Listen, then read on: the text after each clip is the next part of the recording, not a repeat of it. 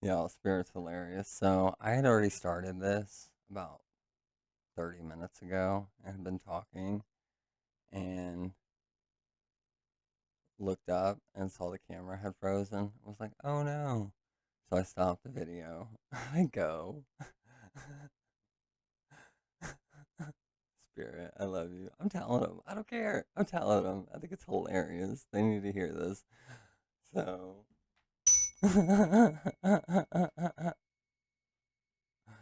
um, yeah, it made me unplug the camera. I plugged it back in, and that whole video was lost. It was like, you haven't captured anything. I'm like, what? So here we are, take 4. 'Cause I had a couple of practice videos before. So, welcome to Coffee with Spirit. Spirit totally was like, that's not why we're here. So she erased it. She stopped it. She put a stop to it. I'm saying she because that's where my energy's at today. So they, I say they mostly, because gender is a construct. It is. Um, I know in my first video I was like I can't prioritize gender, but I very much know the implications and the persecutions that come with gender. I promise. Gender dysphoria right here. So I was talking about some stuff. Went into a whole bunch about the Taurus moon, which is why I was called to do this video, because Taurus is I have, and we are in a Taurus moon, and a lot of us out there resonate with the moon cycle. So I have an app that I downloaded where it tells me, I can't remember the name of the app, but where it tells me like everything about the moon that day, including what sign it's in. Because your moon rules the emotions and moods. So if you're able to kind of track that, and if you already know your chart, which I highly suggest anybody who wants to get their chart read, let me know. We could set up a sesh, because it is a blueprint. It will help you determine like qualities about yourself that are true and things that you don't resonate with, the darker aspects. Usually people say, oh no, that's not me. But it's just saying that, like, and I always tell people, good for you, boo boo, because that means you're not living in that. But this is just to let you know you have the capability of doing this or acting this way. And if you resonate with all the good stuff, you have to resonate with the other stuff. It's very much not a take it or leave it as far as like some practices out there. I'm an omnist, so I do take it or leave it. And when you really start to let your intuition guide you, is when you really feel this sense of discernment and you're able to really like see what resonates and what doesn't. That doesn't mean that whatever's being told or said to you doesn't resonate, doesn't leave somewhat of a seed, I guess. And you may plant that seed, it may grow or it may not. They just go and stay in the earth and go back to the earth. So, um, Taurus moon, um, yeah, all of that.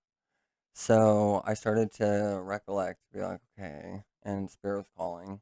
Spirit was like, we need to sit down. We need to have like a real coffee with Spirit where we show them, what this is all about.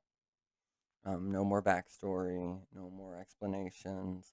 Like, we're here for Coffee with Spirit.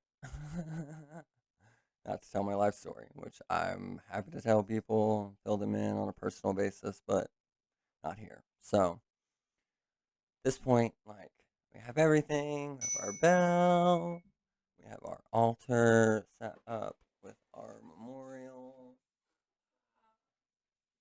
I pulled a card already today. Our card for the day is the Seven of Wands, which we'll get into in a bit. We'll do the tarot. But Spirit was calling me today because they want to have like a real session, right? And no more like getting to know you. no more intro videos, is what they're saying. And also no more backstory or this is where I came from, because it's all about where we're going. I'm ready. It's all about where we're going. And part of getting there has been what I would consider um, minding our P's and Q's. Yeah, basically. Uh, Minding our P's and Q's, trying to be as like light and love as we can be. And that is very much an important mindset to have. And it's a very healing way of helping not only yourself but other people. But unfortunately, in our society, light and love is sort of becoming like the FU. It's like an FU send off, like light and love, peace and hugs. Like, it's become where people have lost the message of love and light. Um, so with me and with my channeling and with what spirit has asked, truly, is that I deliver it in my way. No more like having to be in a low vibration, because like I don't want to exist in a low vibration. Like I love being happy and joyful, and like it coming from a place of authenticity, which is what our topic is today. Authenticity and what it is, and how we can start living in our own authenticity. Um, and then I won't have to bring it through some of the experiences that, my body and that I have experienced here, which has been a lot. So I could tap into a lot of empathy and tap into a lot of relatability and tap into a lot with people, because I have been through so much. And I think that was because I would need that experience when I got to this point, and to where I was actually like an open channel with spirit and with divine, with God, with the universe, with my higher self, whatever you may believe. It's all the same thing. And to separate ourselves by a label, I think, is like what we've been seeing across the board. Is like labels don't work. And we do need some sense of like understanding, but we are in an age where like we have a lot of knowledge at our fingertips, right? And we can, these mini computers that we call people on, we can use those to educate ourselves, research, learn more about it, take that time.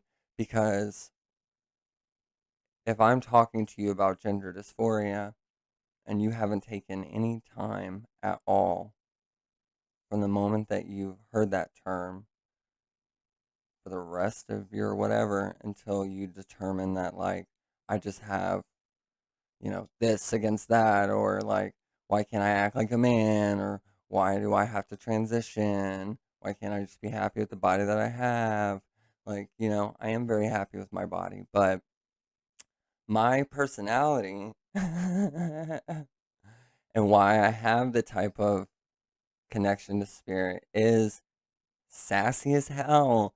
She's high vibes. She's like a pixie running around, unicorn, magic, all of it. And that is directly coming to me, not from spirit, but that sense of who I am in my higher self comes from the inner child, right? And when we are in tune and have healed the inner child, then we are able to tap into a level of authenticity. I'm going to get emotional. We can tap into this level of authenticity that resonates out to so many people automatically. Like, that's a real person, right? When you meet them, like, that's a real person. Oh my God, I see them. Oh my gosh. Like, and you see that level of change so drastically because you're not seeing it in the people in everyday life or in the world, because so many people are trapped in this idea of the low vibration, right? And not healing. And so you cannot reach a level of 5D frequency and stay in that higher self if you have not healed that inner child. You have to do a lot of work, y'all. There's so much work you have to do in your spiritual awakening. And the spiritual awakening is awakening literally to this idea of the higher self or to spirit. When you are on this earth in a very 3, 4D mindset, then you are heavy and feel bound to the earth, which is a place we all asked to come to, right? And we're making that decision to be here from the time before we were born. I truly believe when we actually literally were like, I'll go. It's my time. I'm ready. Let me go to Earth. Let me see what this is about. Some of us came here with a mission, right? And when you awaken to that higher self, you awaken to moving into the 5D frequency, which the whole earth is shifting there, right? So, like, it's really a sense of you. It's not that you don't have a choice, you don't have free will. It's that you really, it's going there, and you don't align with it truly, you're going to feel more heavy, more, and you're gonna start to resent and compare yourself to other people who are living their best lives, who are thriving, who are helping people and changing and shutting down the systems that do not work, and opening ourselves up to talking about so publicly about spirit and divination and tarot and like just all the stuff that's out there, right? And it's not just um, a YouTube where we have just people giving conferences or educational things, right? We have a whole plethora of people we can tap into on a spiritual level. And, I will be, when you get in these rabbit holes, just be careful because that's where discernment is really important because, you may come across a video where you think, like, hey, I'm going to learn more about this topic, but they're bashing that topic or, like they're telling people information that is incorrect, but now they've had 20,000 views. um, so you just really got to be careful with discernment. That's where you're determining, like, is this for me or it's not for me, right? You can have like a I'll see later pile, even, right? Like, anytime I get intrusive thoughts, anytime I get telepathic thoughts or ill will from people, um, I like visually almost have to see it in my head because of my journey and what I've gone through and all of the steps that I've taken and in the last couple of years. And so I will visually see whatever it is, and then I'll be like, is this for me? Yes or no? If it is, I save it in my little imaginary filing cabinet. If it's not, then I dispose of it immediately. And then sometimes I have like, I don't know how I feel about this pile. And it goes into that, like, we'll see about it later pile. So discernment works for me that way. And if you're visual, um, then you may be able to use that. Might help. But you really have to just look at it, right? Take a minute and look at it, and not just like throw it in a suitcase, put it under your bed, and then next thing you know, when trying to unpack all your stuff, you have like 15 suitcases under that bed that you're like, oh man, because eventually we have to work it all out, right? And that's where like help comes in, professional help, like friends, connections, coworkers that you try, are around that, feel comfortable talking to you. But in your journey with the spiritual awakening and when you're attuning with that 5D, you realize that like one major lesson is that we're always protected by so many things. Not just our own like energetic field or our own auric field, but like for me and for a lot of people, it's your actual like team of guides, right? It's like I told you all about Toby, my unicorn guide, um, which they have their own way of kind of letting me know it's them. It's almost like this, like I feel like a nudge, like a like that. And I'm like, oh, it's Toby. What's up? But I mean, I have various team of guides. It's like I have ascended masters. I have a grandparent, a grandmother who passed before I was born, um, who has been guiding me since fourth grade, that I know for sure. Um, and I have a dog named Isis on the other side, who I loved very much, who was really interesting. Like, I got this tarot card reading, and they were like, "Yeah, you have a fur baby on the other side, who really loves you and is like around." And I was like, "Oh, yeah, that's Isis." Um, and apparently, she loved her life so much with us that when she did pass, she decided she wanted to stay on as one of my guides, because she loved me and loved us and wanted to be here to protect us. So it's really interesting. Those are where you're seeing like free will is still being allowed. Um, and then, like,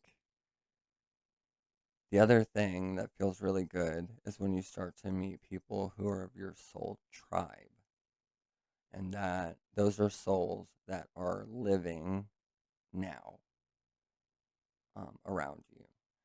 Um, you can have like soul tribe members that aren't here that could be a part of your like guides, but you're definitely all from kind of like the same tribe and same soul community, where you live lives around each other in past lives and past reincarnations. Because coming to Earth is like a lot of stuff you have to learn. And it's not one of these that, like, you get to decide to come and then give up, and then um, not give up, but just like throw in the towel, like it's the same as give up, I guess. But like this being September, it is Suicide Awareness Month, and I've been very upfront in public about authentic about my suicide journey, um, and healing from it. And it really is just a sense of like I give in, like, and it's definitely like one of the final symptoms of depression. And so a lot of people have depression, and so I think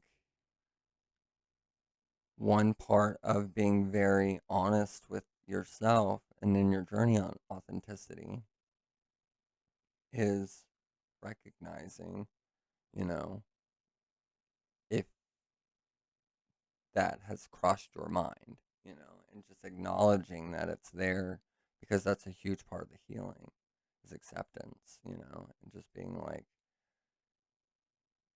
I see suicide as like a journey through grief. It's a grief for a life you didn't get, or a person that you lost, or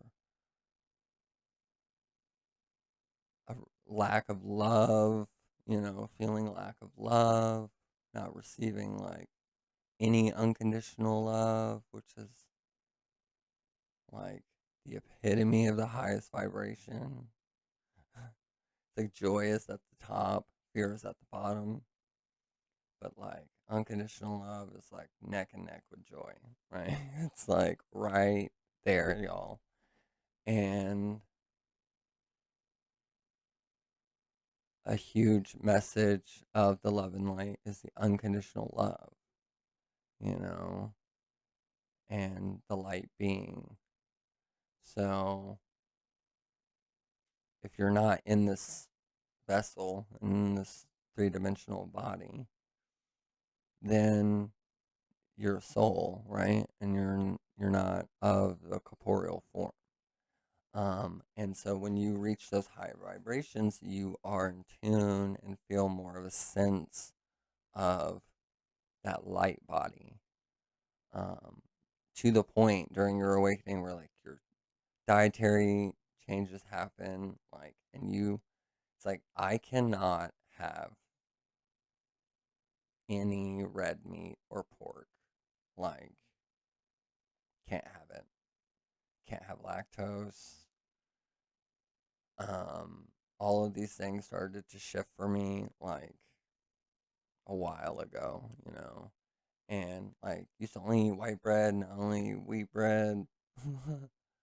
um, I do believe truly that you start to tap into the crystalline body, which is that not physical body like this. And the sunlight actually feeds you. So like being out in the sun is good for you. But wear sunblock because of the ozone. And you know, it's really it it's very much happening across for so many people, and I'm feel like we're definitely at a point where we can be this public and this vocal about it because there are so many people believing it. And it's all about the shift, right? It's all about acceptance, um, and learning about grief and the various forms of grief that we feel.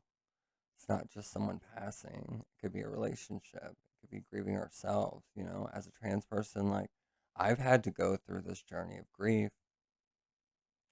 as a person that I was living as, and the relationships that I lost. And, it's no one's fault. And I can see how people would think, like, well, you thought you were, authentic then, and now all of a sudden you're more authentic. I'm like, yeah, that's the whole point. It's hard to be trans. It's hard to grow up trans. It's hard to accept being trans, even like for real, y'all. Because you have to accept it. Doesn't matter if anyone else accepts it. You know, if someone's queer, I just stop saying I accept you, because why? You're accepting me for being myself. Like, it's very derogatory. It's very derogatory. We need to stop that.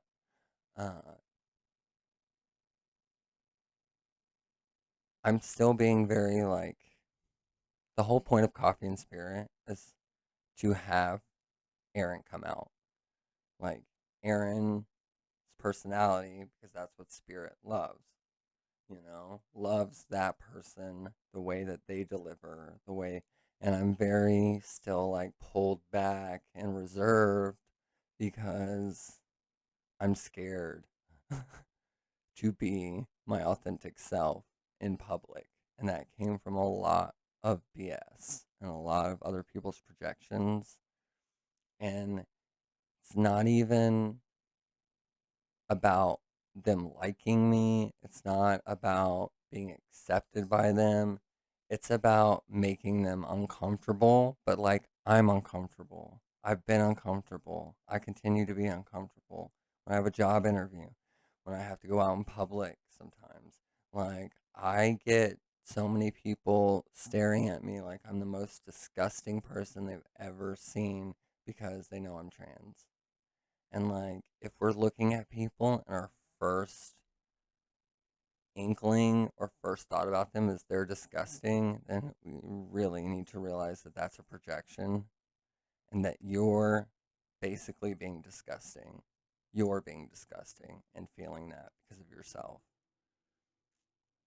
And that's what it is, straight up. Like, that's the tea.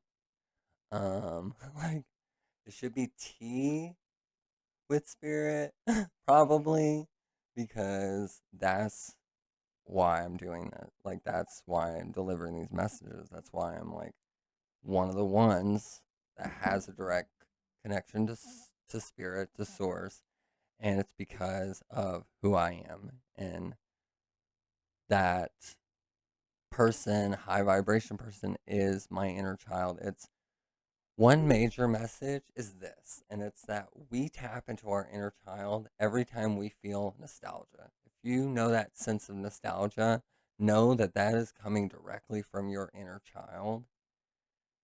And I can tell you, if I know anything about anything, it's going to the bottom after digging up under this rubble and chaos that was piled on top of my inner child. And when I got down to the bottom of that pile to help this little boy up, I found a little girl, and I will tell you, wow, wow, that's powerful. I could not find my inner child for the longest time because of something as like as ridiculous as a gender, but like it's part of my trans journey, right? And it's part of my experience. It's part of like what I encountered for spirit to say that's powerful. You went down there and couldn't find it because of this. And now that you know this, now that you have all the puzzle pieces in place and know everything and whatever, now it's like healed from that. You know, I can talk about certain things on here or in public or around people that I could not talk about 2 years ago. Couldn't even address it, couldn't even go into it, you know, and have had various forms of media and audio series. Had a 10-hour audio series about my journey through trauma to myself, from other people, to other people. Like, just laid it all out there and wrote a script. Like, I have done so much work in an art sense to heal that I was and have been passing the message that you could heal through art and creating art. Like, I've offered, to tell people, like, hey, look, if you have something you want to heal through and you want to create an art piece, hit me up. We'll create it together. It works. Like, I am really showing, like, for real, y'all. Like, this healing is serious. And that's why Spirit has chosen me as well, to be directly connected at all times, y'all. Like, there's not a break anymore. Like, I don't get to take a break. Like, sometimes I can turn the dial up and down, but like, it's all the time. And so, like, if I get a moment where it's like, Spirit's like, we need to have a chat, I don't have a chat, I feel like crap throughout the day, and it gets worse. It gets to the point where I get this searing pain right here in my third eye, called third eye pain. It's very real. A lot of psychics have it. Um, and it is just intense, and I have to do just about everything at that point to do anything. So when I tell you, like, definitely aligning means that you'll have that sort of connection. Like, you're going to know your guides are protecting you and around you because you're going to feel them, right?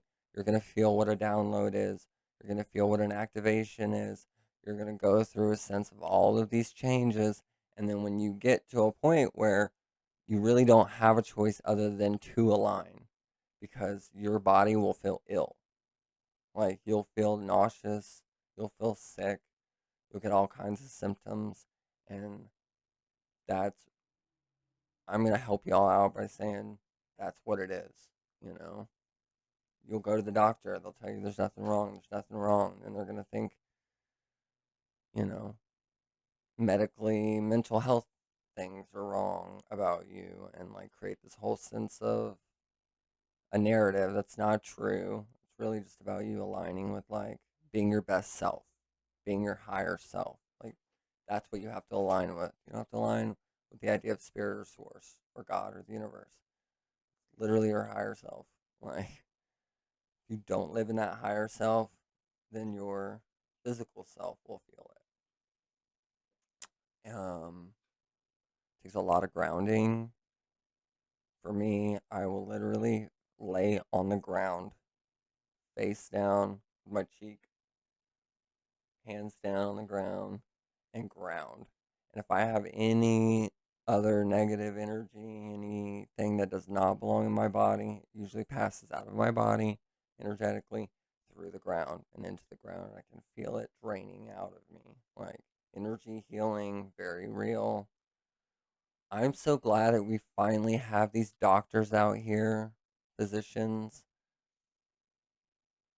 who are allowing the spiritual healers in, who are asking them to come, who are not denying them at the door anymore.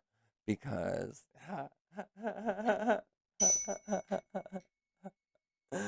oh, yeah, girl. She a poet, she didn't know it. This is Aaron. Like, this is what spirit likes. Yeah, no, I'm been very reserved because like I don't want to hurt anybody's feelings, but it's like not hurting people's feelings hasn't really gotten us anywhere. Is the message I'm receiving, right? And like a lot of people think we're all woo woo and like peace, love, and hippies because we've been too nice. You have to be kind, but you don't have to be nice. Like they're two totally different things. And for some of us, when you can discern, you can really pick and choose like when you're gonna have those moments. But I don't think we're doing anybody any favors by beating around the bush or sugarcoating anything. Like I've always felt that true friendship lies with the people who will tell you no or ask you what is going on or point out the projection or point out the darker aspects that we get stuck in and the shadow aspects, which we shouldn't be living in all the time. Like, you gotta live in the light. And some of us are bringing some light to your shadow so that it can see light for the first time, truly. Like, sometimes we just got to get to the point, you know, period.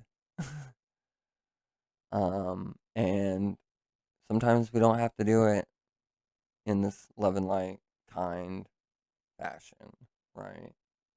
Um, I think if there are more of us out there who are willing to go to that point and who have the ability to not make someone feel little, but to like help them grow, right? If it's not coming from an aspect of growth, then you're just being mean, right? And if it's coming from any aspect of manipulation, don't do it.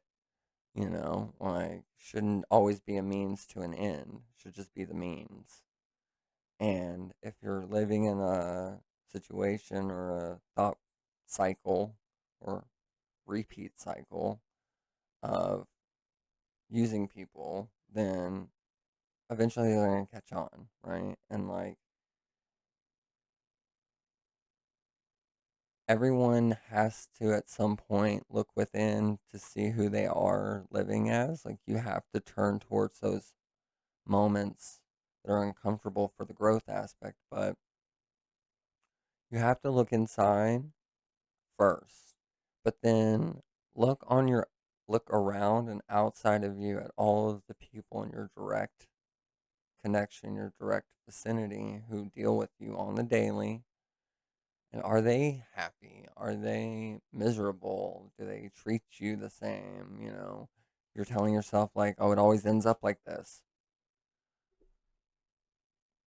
That's why, because you're repeating a behavior pattern, you're repeating a cycle. And some of us lived in 20-year cycles that just ended, you know, 20 years.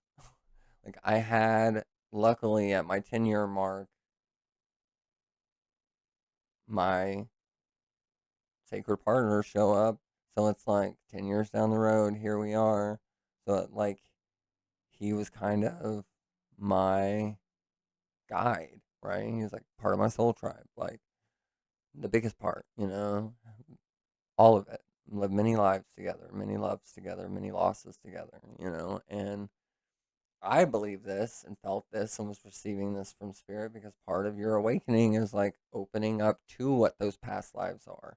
And luckily for Julia Balaz, she does galactic astrology, teaches it, studied and researched it, and it's like put it together and it's now like certifying people to go out there and talk about it and to present it to people. Like it's legit and it's so real and it tells you where your soul has incarnated in other star systems or even on in some civilizations on this planet. It can tell you, and it's very much based off your birth chart info and all of a whole bunch of research. And you can go to uh, I don't want to.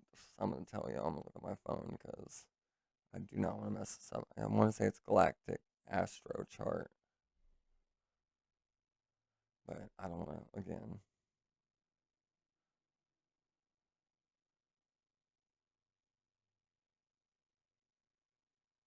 Yeah, it is. Yay! Okay, www.galacticastrochart.com. Okay, good.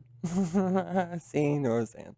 Um, but yeah, I think they're fascinating. I'm definitely looking into the certification course, just because it is just seems like the perfect blend of my connections with spirit, my knowledge on astrology, my just all of it. Like it just feels like it's part of it, and I will then be able to tap and just really like tell people, connect with people and show them where we can see that you lived, in this other star system. Like I have many incarnations. I'm actually really excited for them to see my chart because I want to see if I get as much feedback as I'm thinking, because it really does show on my chart, my galactic astrology chart, that I have lived in many star systems and have, based on my conjunctions and trines and even my squares, which is where I get my karma, um, from those star systems. And because karma is universal, goes everywhere, it doesn't just stay on Earth. Um, I just feel like I'm gonna definitely be a multi-galactic soul, but I have a couple of other things that I'm like, I'm really excited. I just love it too because I've been kind of waiting for that, like something else with astrology. Like I knew I loved it, and I knew that I could read it, and that I'm learning about it, but like there was just always that there's something else though, like there's another part of it, and I finally found it in the last few months. And it's been going on for years. She's amazing, and she's from Ireland, which is amazing because I just got my DNA test back, and I've always resonated with Ireland. And it's because I'm 92% Irish. I was like, yay! I'm like 2% English, or Scottish, probably, and yeah, that's pretty much it. Pretty basic. Um, but yeah, I can't wait, and I think it's gonna be like that next step towards exactly where I'm supposed to be at with my spiritual guidance. Like it's just like I said, your birth chart is a blueprint for you. 1013. Oh, that's my angel number. Um, yeah, it's a blueprint for you, and it will help guide you. It will help with your kids. Like I've done a family reading, for a family, and you really could see where like one of the kids' communication lined up with dad, and two of the kids' Venus is lined up with mom. So it was like, okay, the way that she communicates is very much like how dad communicates. But the way that they, mom and the kids communicate with the way that they love and their relationships are all the same. So it was like you'd be able to kind of find where like that person in your family you could go to for certain things or realize what maybe the lessons of love and relationships from their Venus they were able to help the other two with their issues of relationships and love, right? And so to me, it's just like finding that family balance, but in something that's already you. Like that is true to you. No one else has that exact chart. Like everyone, even if you were born the same time in the same minutes, in the same location, doesn't matter. It's still going to be off by degrees, by even a minute amount of degrees, right? Because it's very specific to you. And that's why it's your birth chart, like your natal chart. um, so yeah, anybody interested, please hit me up because I would love to chat about astrology. I will be doing a series on here where I talk about my galactic things and like light workers and star seeds, all of that because definitely one, all of the above. I have a lot of I have a lot of incarnations as different beings even. Um, but I will say one of my origins is and that I'm the most resonate with is Antares. Which Antares. I definitely can always tell when I met another Antarian. Yeah, very interesting. We will go into that. So that's kind of like the messages today. Like Spirit really needed me to come on here and just like be myself. Talk about where my head's at to clear it because I can't have any muddling in the chakra systems. Um, and also to kind of say that like it's not always going to be pretty, it's not always going to be nice, right? But it's still coming from a love and kindness, and it's really just to be direct, right? And to really help because sometimes we can help people the most by just being direct. And that's a great way for you to be comfortable with boundary setting, right? And just being able to like set physical and mental boundaries for yourself. Um, I don't know physically, but just boundary setting. All right, y'all. Have a good Wednesday. I am gonna go. Yesterday was my 21st week of estrogen, so yes, I am tired today and have an interview, but fingers crossed. Hoping I get a job. Get some jobs soon. Something to pay the rent, so I could just do this. So I could do this and enjoy and align. So, love and light. Let's see what our song for the day is. Oh, sorry, y'all. It's a sad one, I think. When You Lose Someone by Nina Nesbitt. That's what we're going out with today. So, hope y'all have a good day. Love and light for real. And we will talk soon. And thank you, Spirit. All right. Bye.